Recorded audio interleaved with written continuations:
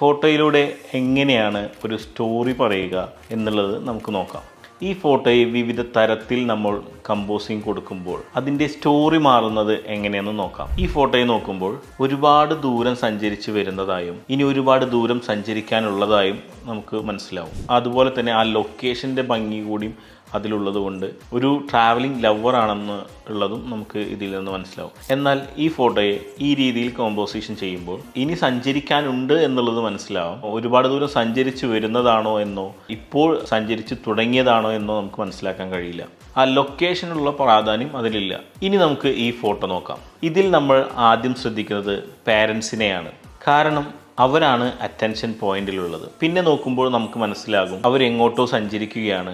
ആ ഫ്രെയിമിൽ തന്നെ കുറച്ച് അകലെയായി ഒരു ബസ് നിർത്തിയിരിക്കുന്നത് കാണാം. ആ ബസ്സിൽ കുറെ കുട്ടികൾ ഇവരെ നോക്കുന്നത് കാണാം. പാരൻസ് കുട്ടിയെ ബസ്സിലേക്ക് കൊണ്ടുപോകുന്നതാണ് എന്ന് മനസ്സിലാകും. ആ കുട്ടികൾ ഇവരെ ശ്രദ്ധിച്ചുകൊണ്ട് നിൽക്കുന്നതാണ് എന്ന് മനസ്സിലാവും. ആ ബസ് ഇവരെ കാത്തു നിൽക്കുന്നതാണ് എന്ന് മനസ്സിലാവും. എന്നാൽ ഈ ഫോട്ടോ തന്നെ ഈ വണ്ടിയെ കമ്പോസ് ചെയ്യുമ്പോൾ ഈ കുട്ടികളെല്ലാം എന്തോ കണ്ടു നോക്കുന്നത് പോലെ മാത്രമേ നമുക്ക് മനസ്സിലാവുകയുള്ളൂ. ഈ വണ്ടി സഞ്ചരിക്കുകയാണോ അവിടെ നിർത്തിയിട്ടിരിക്കുകയാണോ എന്നുള്ളതൊന്നും നമുക്കതിൽ നിന്ന് മനസ്സിലാകുന്നില്ല.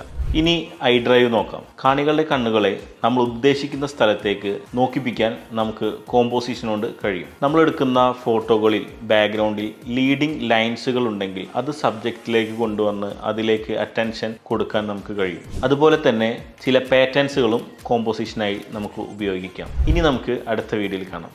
Thank you.